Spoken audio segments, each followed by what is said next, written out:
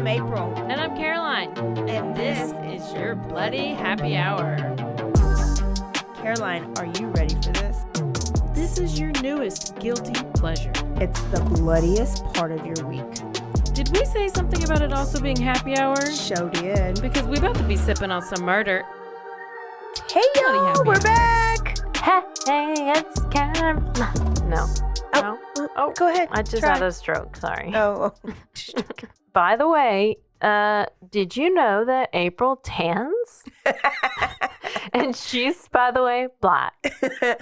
So I want to know why black people tan. She's making fun of me because I am half black. I'm just curious. We were texting the other day, and I was white, and I'm like, "Why are you tanning? You're going into tanning bed?" I'm confused.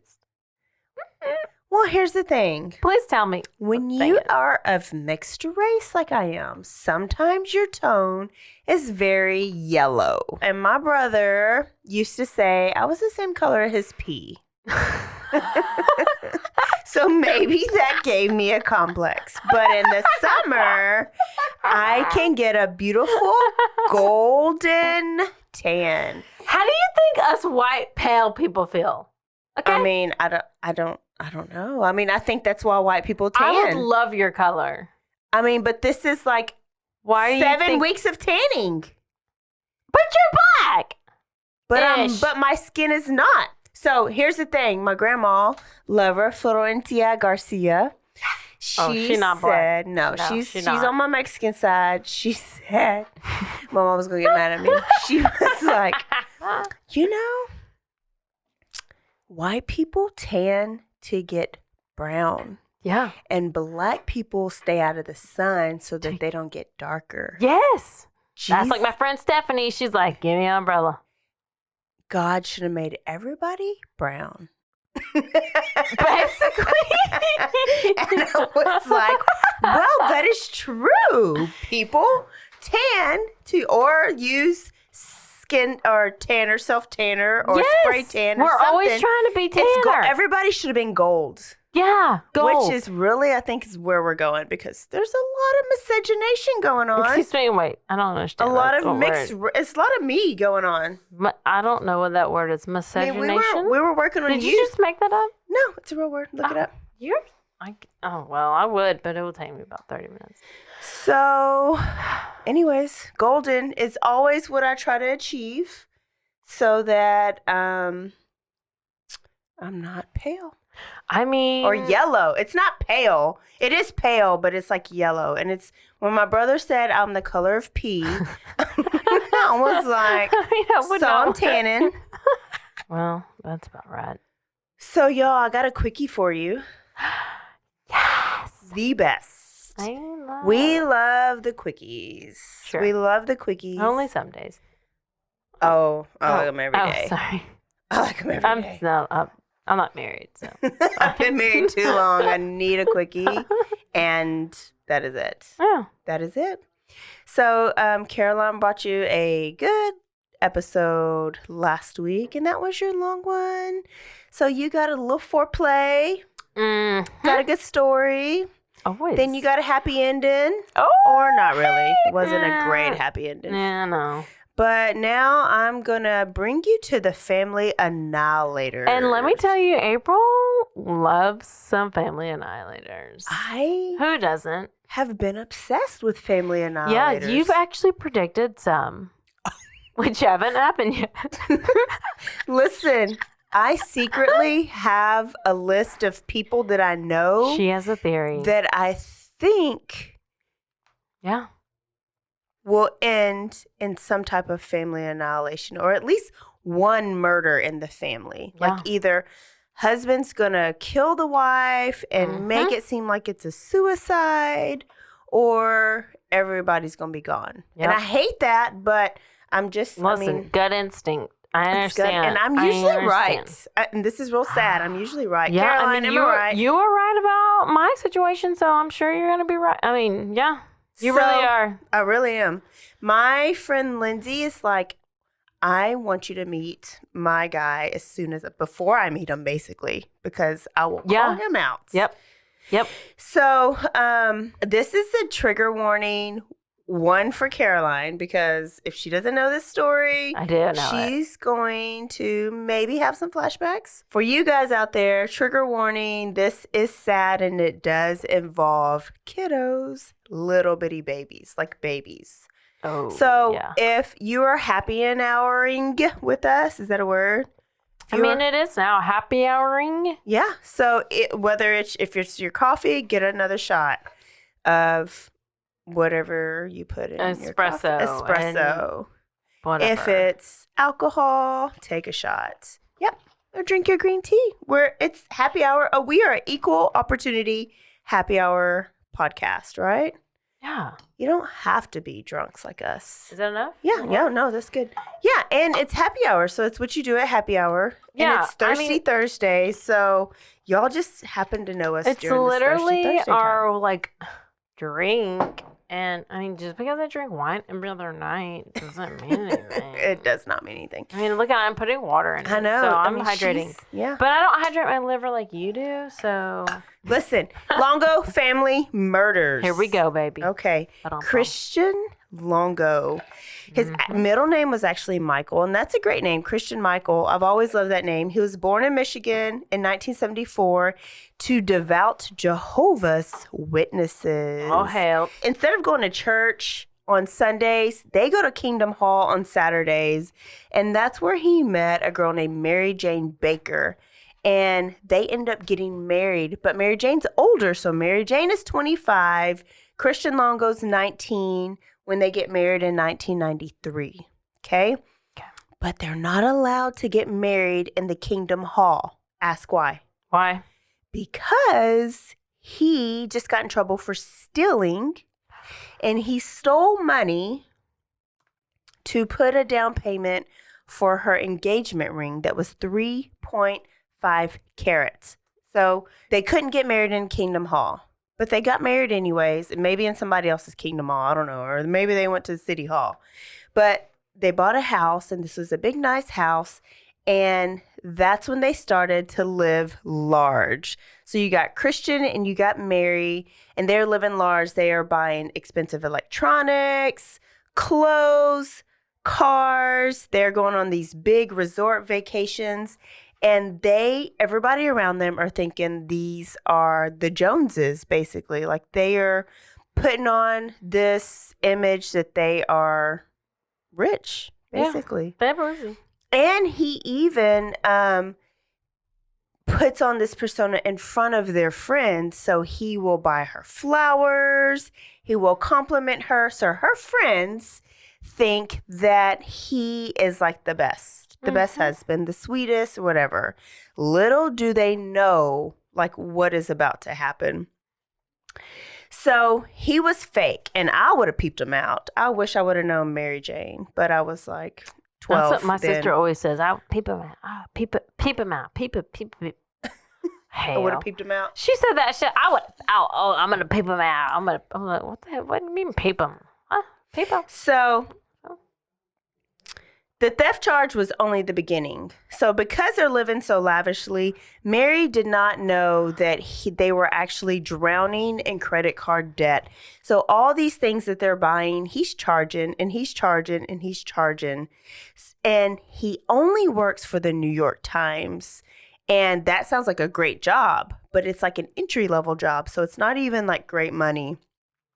And so he seems like he's perfect, but he's really not. But while at the New York Times, he becomes obsessed with this writer named Michael Finkel. Say it 3 times. Michael Finkel. Because his name comes back up later on. But what Michael Finkel does is he travels the world and he writes these big pieces for the New York Times. And Christian Longo is just kind of obsessed with and admires his life. He just thinks he's living the life, traveling the world, writing these pieces. So Christian he's over working for people. And him and his brother decide to open up a business, and it's a construction cleanup business. So he's working for himself, And anybody that he talks to, he's trying to tell them how great business is, how much money they're making, how successful they are, when in actuality, he is not. And he even convinces his dad, so Christian's dad, to invest tens of thousands of dollars into this business. Oh, hell. When he's really just forging checks from his business to himself, or from the few customers that he has to himself. But it's one thing if you're forging these checks to pay off the debt that you already accrued, right? To maybe get out of debt. Yeah. No, he's just buying up new shit. Yep. And trying to still live this life that he doesn't have. Yep. So because he's buying and buying and buying all these things, he can't pay the bill. Yep. Or like his bills to his house. Yep.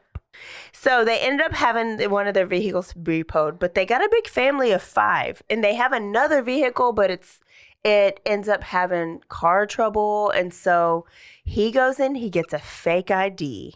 He's kind of brilliant. Like if you think about it, he gets a fake ID and he goes out of state and he test drives this van. And because he gives up a fake ID, guess what he does? Just drives. Just back to Michigan, Yep. steals the van, and he shows up with this brand new minivan. I mean, first of all, if you go steal a car, don't steal a minivan. Come on, get something. But maybe all these kids, maybe it was a nice minivan. I don't know. Get you a Tahoe. Get you something. Come on. Escalade. Station wagon. I mean, come on. I got a station wagon. Yes. Yeah, get you a hatchback station wagon. Ford, get you something. I don't know. So he drives his van. He steals it. He brings it home. And wife, Mary Jane, starts to question, because it's been some time, why in the hell hasn't a bill come up for this van? So guess what Christian does? He prints up these fake bills, has them sent to his house, and then he grabs them like he's just going to take them and pay for him. So I have to believe that Mary submitted and let Christian, who's probably supposed to be the breadwinner, and take care of all the finances in the house, which happens in a lot of households, right? Yeah. So she doesn't know, or she doesn't want to know. I don't know which one yet. So either she doesn't know, she doesn't want to know, or she don't want to acknowledge. This can't be right. Yeah. Like she's in denial. Yeah. My mind is, yeah. So by September 2000, they're driving and he gets pulled over and it's a stolen van. And he has a bunch of bad checks out, $30,000 worth, actually. Oh. And he gets arrested. But do you think he gets jail time? I'm going to say no. Nope, not at all. And in Michigan, check fraud is a big deal. Like, he could have gotten a lot of time, but because he is Christian Longo and he is good looking and he is a smooth talker, he talks to the judge and tells the judge that he is a family man. He's got 3 kids and he was in over his head, like he was just trying to support his family. So he gets 3 years probation. Sounds like Ted Bundy situation. And because all this is, they get excommunicated again from another Kingdom Hall. Oh so, my. I mean, I just love how this religion, they just cut you, like you're kicked out if you make a mistake. I mean, I'm pretty sure that's what Jesus would do. Hey, go to a Christian church. That is not how we will do you. So they're excommunicated. And when you're excommunicated from a Kingdom Hall, the people who still belong to that Kingdom Hall are not allowed to play with you. So that means her family really wasn't supposed to like play with her anymore, or them. But they do because, you know, that's their family. So then after that, Mary Jane sees an email on his laptop and sees that Christian is cheating on her. And like a good narcissist, he turns that back on her and says, well, just you know, a little gaslighting. I mean, it's fine. You know, you were no fun anymore because you had all these kids. Oh, so because he it's had your to fault. find the fun I put the elsewhere. sperm in you. It's your fault. Yeah. I put the sperm in you. Okay, bye. And so, but Mary Jane is like, I'm not going to break up my family. I want to keep my baby daddy with my babies. And so she begins trying to turn over a new leaf as a wife. And she starts spoiling his ass. She runs his bath water. She gives him massages. She's probably giving him some good BJs. Yeah. And she tries to treat him like a king because she's determined to save her marriage. But had she left him, she may still be alive. Quote unquote. Oh, I'm not telling everybody to leave their marriage. But so he has 3 years probation, right? While he's on probation, he gets a new credit card because his credit shot $30,000 of check fraud, right? But this time, this credit card is in his daddy's name, but his daddy don't know. So within some weeks, Caroline, he doesn't run up $25,000 or 30 or 40 or 50. He runs it up $100,000 in debt in a couple of weeks. He bought some boats. He bought some jet skis. He got his wife laser eye surgery and all these toys. Okay. All right. Well, maybe. I mean, I'll be fine with that if you buy me all these things. Yeah. I mean, can I keep them though? Like, I don't know. You can keep your eye surgery. You can't repo that. But in this time that he's buying all this stuff, he actually skips parole too. So then he knows he's going to have to leave town. So he packs up Mary Jane and his kids, and they leave, and they're in Toledo, Ohio, where they're living in a warehouse. It's pretty crappy, but he's promising that he's going to flip it and redo it and make this amazing place to live. Way to go, guy. Stand up. But instead, he writes more bad checks. Shocking. And he starts fencing items. What is fencing, you ask? Yeah, I do ask. He buys stolen shit. Oh, good job, bro. Sells it bruh. For a lot more money. Yes, that's smart, bruh. So, that's how he's making his money. No job. He's not employed. Police find out because, remember, he has a warrant out for his arrest.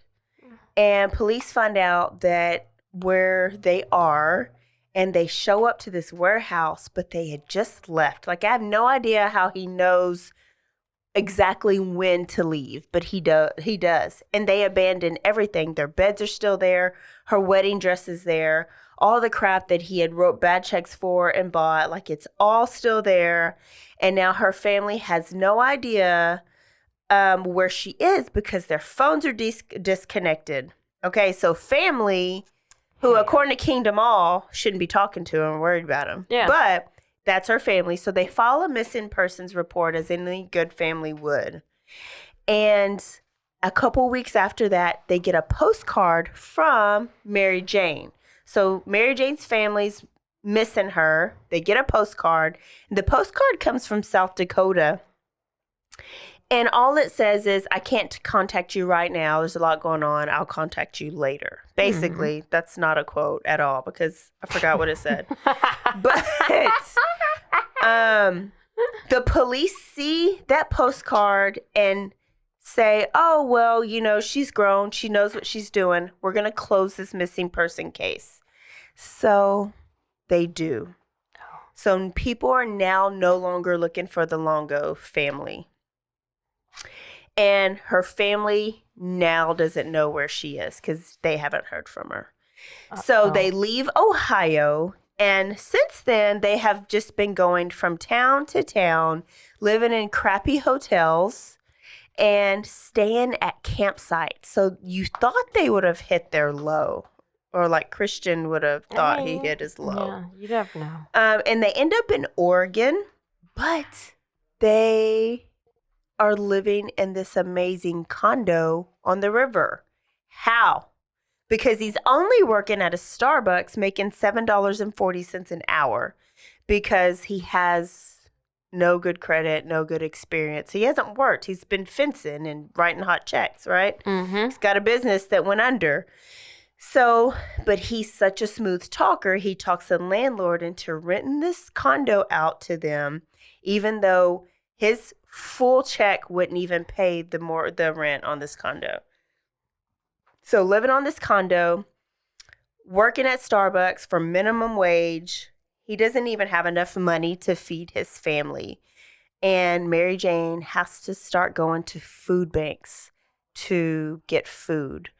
And this Christian doesn't like this because remember, Christian wants to look like he is the richest and the best and everything's going on with him, right? Like everything good is going on.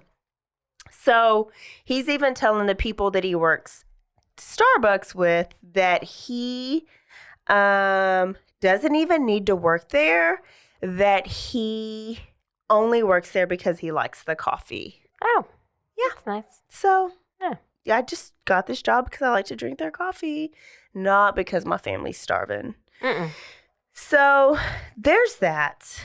And on the evening of December 16th, he knows that they're about to get evicted because he hasn't had the money to pay for rent.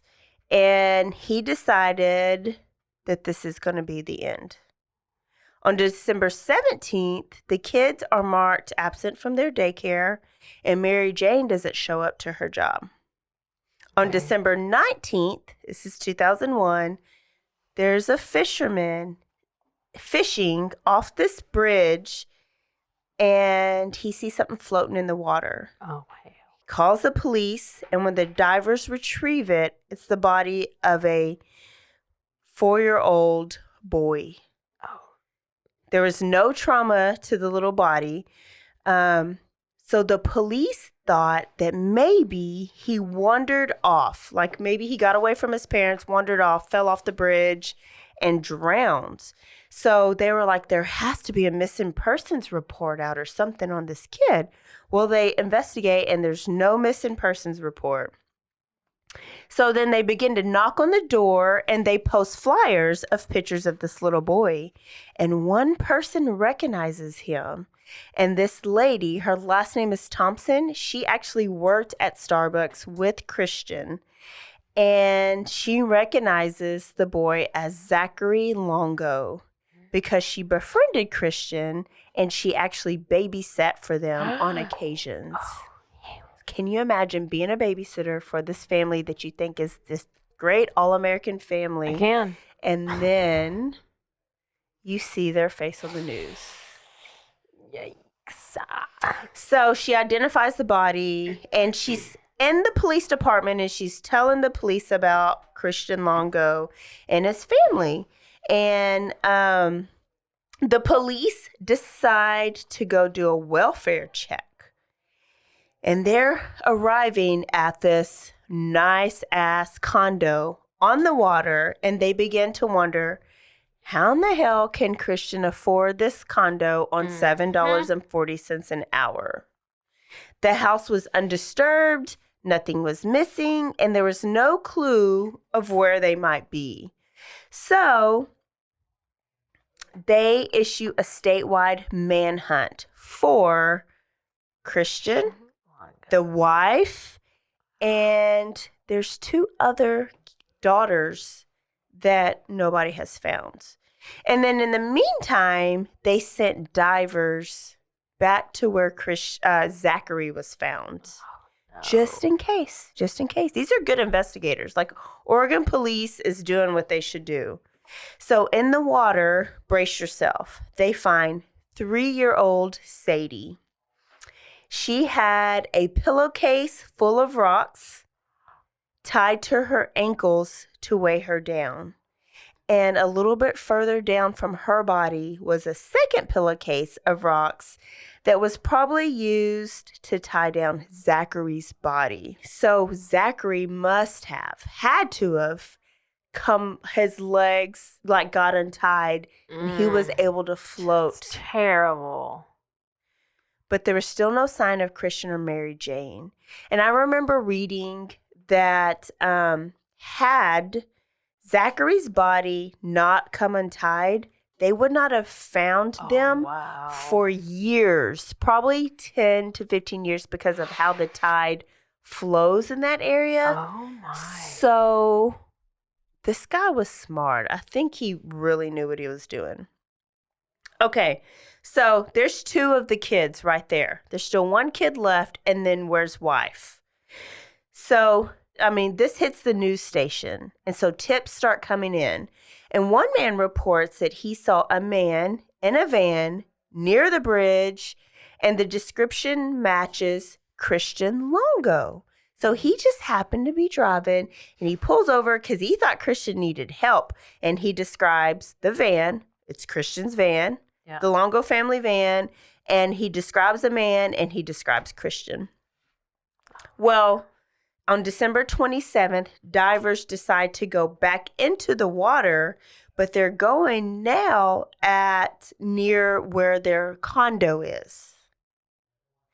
So they're in the water, and they find 2 suitcases. Oh. One that had human hair coming out of it.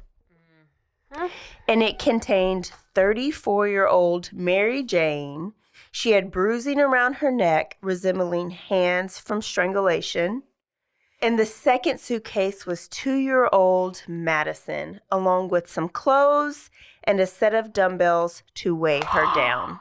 Oh, no. So 2 years old. So he knew that had he just put her, that the suitcase would have floated. Wow. So he put a set of dumbbells to weigh her down.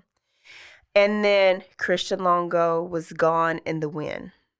And by the next day, he was wanted for murder and on the FBI's 10 most wanted list. Do you remember watching that show? Like there was America's Most Wanted.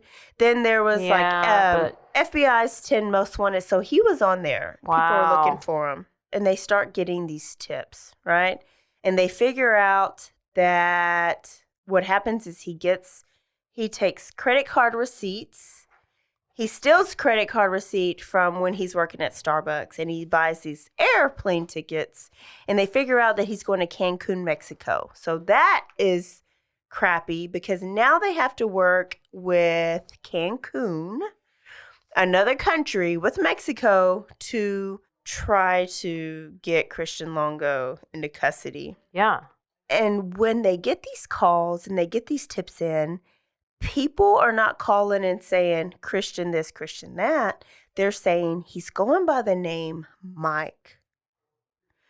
Mike? Mike. Yeah. So they have a positive match, or what they think is a positive match. And so because these 2 countries working together, they're not able to just like get on the ground and go arrest him, but they are able to get a surveillance team going on him. And so he is living his best life in Cancun. He's scuba diving, he's smoking weed, he's bar hopping, he's getting laid, and he was living his best life by the name of Michael Finkel. What name did I tell you to say 3 times? I don't remember. Michael Finkel. Oh, Michael Finkel. So he has reincarnated himself as Michael Finkel, and he's telling everybody that he is working for he's a writer for the New York Times. So he'd only been in Cancun for a couple weeks, and so by January 14th, only 2 weeks since he's been there, he was arrested in his cabana, smoking weed and in bed with this German photographer. Mm-hmm. And he stands trial by March 10th, and he pleads not guilty because he's a narcissist and they can do nothing wrong, remember? Mm-hmm. And of course, it's not his fault.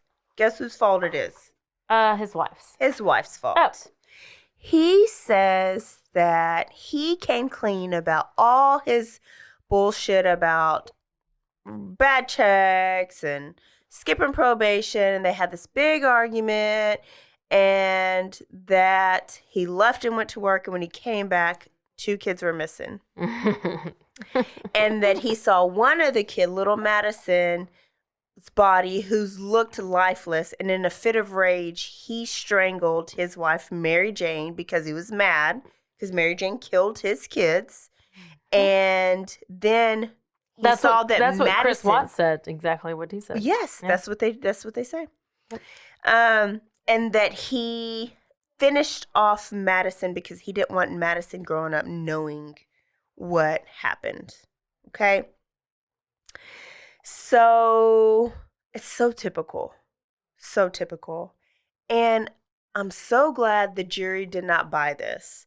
And so he was convicted of all 4 counts of murder, and he received the death penalty. Good. But listen how easily this could have went south. If you think about how Zachary and Sadie's body were disposed. Yeah. And then how was Madison and Mary Jane's body disposed? They were both in water, but both totally different. You had pillowcase, rocks, and rope. And then you had a suitcase over here and 2 different bodies of water. So that could create a little bit of reasonable doubt because there's 2 different, not motives, but I guess MOs for the murder. Luckily, the jurors were like not having it. So he got death row. However, there's a moratorium. I'm going to make that up. Excuse me? Oregon has a moratorium, and so they are not doing any death penalties right now. Nobody, so he is just on death row. I feel like nowadays... we doing it. We just killed somebody the other day. Oh, we did? Well, good way to go, Texas. Finally, you had to regroup after getting picked up. We got to make up. We got to make up for that but shit. I feel like people are like, people say, you don't need to have a hand in playing God and and like killing people. So they don't believe in death row. But I'm like, bitch, if you kill somebody, then you need to be killed. I literally go back and forth. I know. But like in my whole life, I've gone back and forth because I feel like Ted Bundy. I think Jeffrey you just need to like suffer real bad in jail. Like you need to get raped. You need to get like beaten real bad. Just let the Lord take care of it. I feel like. Well, yeah. But I feel like we could learn. What if they like? But I do feel like we can learn a whole lot from these people. And like Ted Bundy helped get the Green River Killer. Ed Kemper has helped us figure out how to profile serial killers. He's so smart. Like they could. You think we should go help talk us. To him? I would love to go. I think we'd be the last ones. Yeah. Can you send him a picture? Just send him a dirty pic. Oh, I could be a college goer. I mean, people, all the high school kids think I'm still in college. There you go. Write Kemper a letter. It's because I wear the same clothes they do, but that's fine. I don't know how to dress business professional. You'll learn one day. I don't want to. I still don't know either. And I want to. He's on death row, but he's probably not going to get killed anytime soon. In the meantime, Michael Finkel. Let me tell you how this saved his life. So Michael Finkel had just went to his apartment to hide in his hole because he basically just plagiarized a big article and they found out about it, about child slavery. And so his career is over. I don't know if he plagiarized. He just made some shit up. He put a whole bunch of stories together to make one story, and he was fired from the New York Times. So he was going back to his apartment because he knew his career was over. And he got a phone call from a reporter, and the reporter says he thought he was going to be asked about that article. Yeah. That bullshit article that he bullshitted, but they asked him about a murder. And he had no idea what he's talking about. What? So when he Googled his own name, nothing about this bogus article came up. It was all about Christian Longo pretending to be him and annihilating his family. So Finkel becomes obsessed with this story, and he starts visiting Christian in jail. And they almost befriend each other because, remember, Christian is obsessed with him, and he kind of saved Michael Finkel's life. So he wants to know more. So he's going to visit him. He's questioning him. They've written letters back and forth. There's phone calls, 50 phone calls, 1,000 pages of letters go back and forth. And eventually, Michael Finkel writes a book, a memoir about this situation. And it is now a movie with Jonah Hill and James Franco. And Eventually, after everything, Christian admits to killing his family.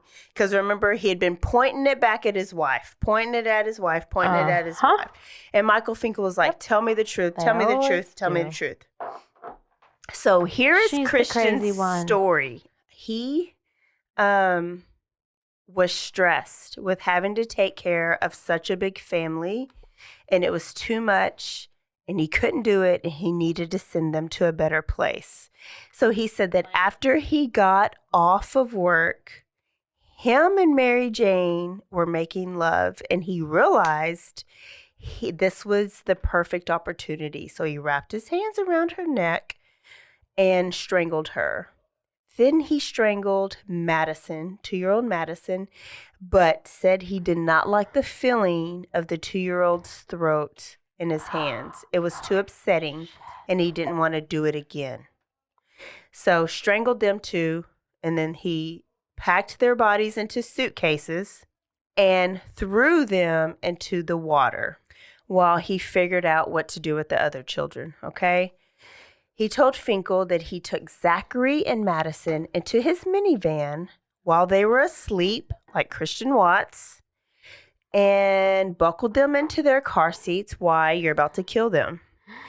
He brought along pillowcases and stopped along the drive to fill them up with the very large rocks. Once he got to the middle of the bridge, he pulled over and quietly opened the door to not wake them. Yeah. And one by one, he unbuckled them from their car seat, tied the pillowcase around their ankle, lifted them gingerly out, and dropped them into the water. Afterwards, he went to a company Christmas party. Oh, my gosh. Where he gave a coworker a bottle of perfume that was Mary Jane's. He later rented a movie, worked a shift at Starbucks, and played some volleyball. And he only left because Zachary's body floated up to the top and was discovered. I can't. He said his reasoning for killing his family was so they wouldn't witness his failure to provide for them. That's so nice. So Mary Jane wouldn't discover that he had been deceiving her for years and that she's married to a loser, a liar, and a thief. I just don't understand. So there's different categories of family annihilators according to this article, and he falls under the civil reputable family annihilator. And so basically, they're nonviolent. There is no signs that this would happen. No violent signs. Yes. Yeah. And then they come to their breaking point and they just peacefully do it. And then they get rid of the body. And usually it's when they are about to be discovered for the frauds that they are. The other type is like a livid, coercive family annihilator. And so they would kill to maintain control or like for revenge. So that wasn't him at all. He was like trying to save face, basically. Mm-hmm. And they say still in jail right now, even after his conviction, he's still pretending to be this successful stock trader to impress other inmates. What Christian's doing in jail right now, he has said that he's still alive? Yeah, he's still alive. He agrees that he is a narcissist because there was this whole psychological done on him. He agrees with all that. And right now, he had started a foundation called GAVE. Oh, hell. Which stands for... GAVE? GAVE, G-A-V-E. Oh. Gifts of anatomical value from everyone. So this means he's trying to argue that people on death row should be able to donate their organs to people who need it. We don't want your organs. And I guess that right now you can't do that. So I want to know from you guys, would you want an organ from somebody on death row? Like, what would That's a good question. I mean, would you want Jeffrey Dahmer's liver? Probably not. So there's my quickie. Hope you loved it. Christian Longo, I thought about this for a while after I heard it. So there's the Longo family murders. Dun, dun, dun, dun. We will see y'all next week with a whole new story. And listen, don't actually, what do we say at the end? What do we say at the end? Stay aware. Stay alive. And always be down. DTF. Which is down to fine. Bye. Dun, dun, dun. Bye.